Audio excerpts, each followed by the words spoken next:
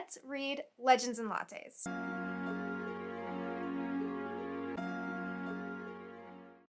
Today, I am going to be doing a reading vlog, but it's a really specific reading vlog. The beginning of this vlog is actually out of sequence. In my last reading vlog, I realized that I wanted to only read Legends and Lattes at coffee shops, and that idea stuck with me because I think it'll also allow me to savor the book. It's adding extra atmosphere. I want the best possible scenario I can create for me and this book together. I'm gonna give you the background and summary of this book in case you don't already know about it, but a lot of people already do, so if you want to skip this part, I will have timestamps all the way through this video so you can hop along wherever you so please. The summary of this book is fairly simple. It's a girl, she's not a girl, she's an orc. It's about an orc named Viv who opens a coffee shop in a small cozy little town who has never heard of coffee. She discovered coffee on her own and is now bringing it into this town. She has a hoard of money, has decided to put her sword aside, and instead she's gonna open a little cafe. There have been so many people who have been telling me I will love this book that it did kind of create a little bit of nervous energy between me and this book. I feel like we have natural chemistry, but it was a little bit like we were set up on a date together and everyone's like, oh, she's so funny, you're going to love her. So now obviously it's just the stakes are kind of high, and this is actually a low stakes fantasy by definition. So I kind of had to chill out. I'm definitely not the first to read this book. There's tons of vlogs and videos, and I'm a little behind, but I'm also very excited, and I really want to do this. I'm going to go ahead and shamelessly use old footage I have. It's in my last vlog where I try a chapter of every book on my TBR if you want to know what else I'm reading. This vlog will specifically focus on Legends and Lattes and my thoughts going through. I'm hoping that this is a 5-star and possibly even a favorite, and that I am vlogging my experience of reading my favorite for the first time. That would be nice. 4s are fine too. I like 4-star books, but it would be nice if this was a 5-star and I was getting footage of it. Without further ado, I'm going to show you old footage and then we'll hop back into today.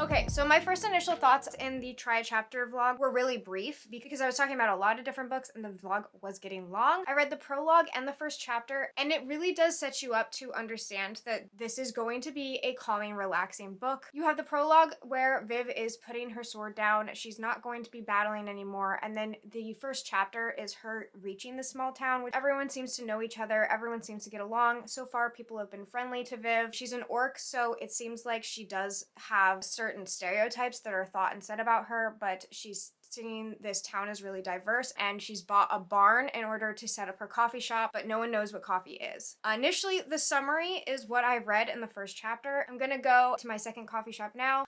We're going with friends, so I won't be talking in the coffee shop anyway, because that's like really embarrassing and very hard to do. Like, kudos to you if you can vlog publicly in that large of space. It's not me, guys. You're gonna get updates after the fact. I don't know how far I'll read because I'm going to go through my entire coffee and savor both the coffee and the book.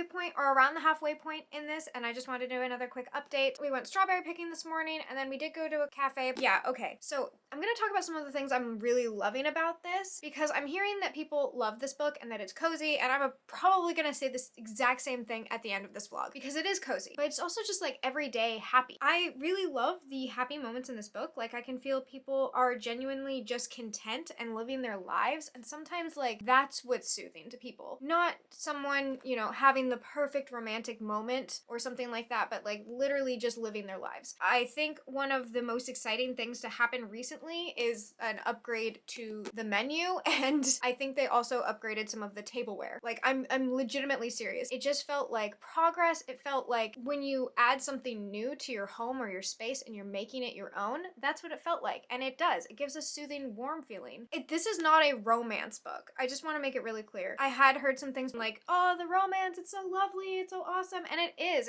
lovely, but it's not awesome. It's just sweet and cute and really subtle and just not the point of the story. There's just love in this, but not all of the love is romantic. Sometimes it's loving yourself. Sometimes it's growing something and adoring it and meeting new people and making friends and loving them, and just, I don't know, there's like background problems happening right now, but it's like nobody's main focus. Nobody cares. Not even Viv. Our main character doesn't care about the problems she has. She's mostly just like living her life, doing her best. It's just really nice. Some things I specifically like about how the book is written, just to take focus off the storytelling really quick. I like that there's these really quiet, quick scenes. There's this scene right here. I'm not gonna spoil it for you, but like this is just a scene. It's a moment, and then we have like a fade to a next day or like a time lapse or something like that. And I just love how this is done, because it really feels like I'm just watching like episodes of a show. It just feels natural and really truly a day-to-day. Literally like day in the life. If you like watching people's day in the life vlogs where they're just like living their lives and like doing their dishes, maybe some of my content, I can see you really enjoying this book, because it's literally just the mundane parts of life, but also the things like that are underappreciated but should be enjoyed. And that's not to say that things haven't gone wrong or anything like that, but they're like dealt with or talked about. It's just a really lovely book so far, and I'm really enjoying it, and it is making my day and my coffees taste better.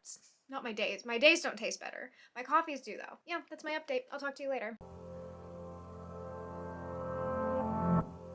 Hi, I just got home from work. I'm really tired, and I just wanted to do a quick Legends and Lattes update because I read it a little bit before work this morning at a cafe, of course. It was just like a really cute little scene. Like, it was adorable. Thimble. Love Thimble. I actually, you know what? That's the update. My update is that I love Thimble. Yeah, no, that's it. I love Thimble.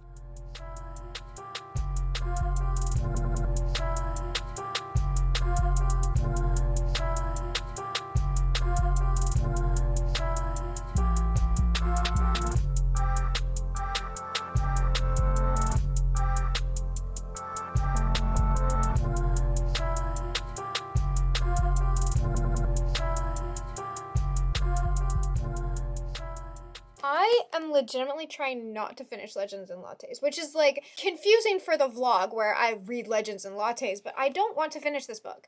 I'm also jacked up on coffee constantly. Like, I have consumed so much more coffee because I just want to keep reading this book, which also contradicts the fact that I don't want to finish it. I just want this to keep going on and on. Let me try and give you an update with substance, just so you like have an idea. I don't want to spoil anything. Like, yeah, this doesn't really have like a very strong plot, but it still has really sweet moments that I don't want to take away. I'm like finding myself really thankful that I didn't have any real idea about what the contents of this book was, because then I'm really getting to just enjoy them and like savor them and take them in for the first time without just being like, oh yeah, I heard about this moment or something like that. So what can I say? The cinnamon rolls was a good call.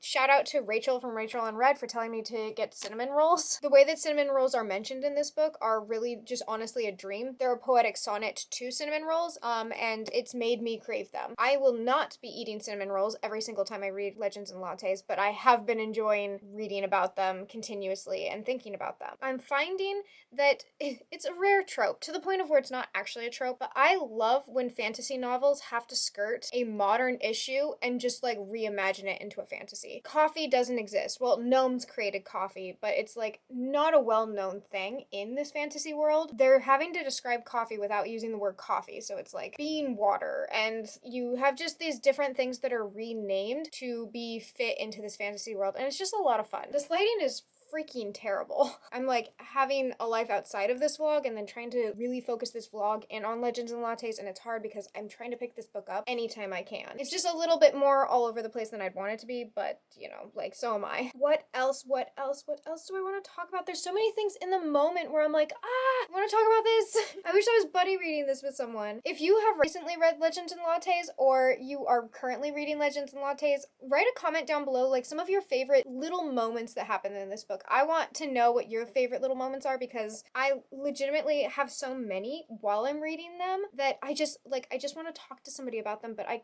don't want to spoil things, and I can't really talk in the coffee shops. Oh, I freaking love that there's a bard in this. No, I don't want to spoil things. Okay, well, there's a bard, but I won't say like what the bard's thing is. I just love all of the little characters that are introduced, and there's always like questions about like who these characters are, what are their lives like, what's happening, how are they important, or will they be important to like Viv and her coffee shop. Like, I'm loving getting to know these people first as acquaintances, and then like having questions about like their background or like understanding them better. There's an old man that plays chess, and like I could just go on and on about all of the little things, because that's what this book is. It's a whole bunch of little things, and it's absolutely lovely and charming. Sorry, my phone died because I'm talking too much, but yeah, I honestly could just go on and on and on about this, but I also want you to read it, so it's a whole bunch of just little things and little moments and little wonderful little things. Okay, I'm done.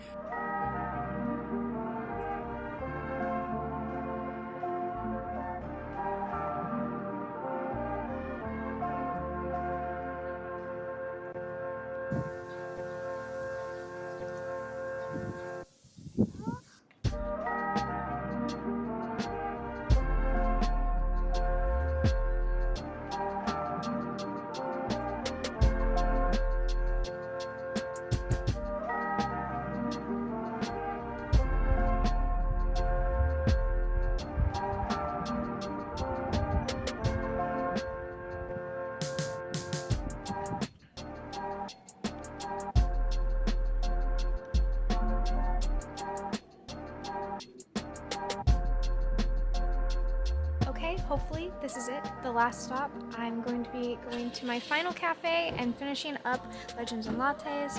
I have just a little over 15% left, and I am sitting down and I'm reading it. I'm not stopping until I finish this book today.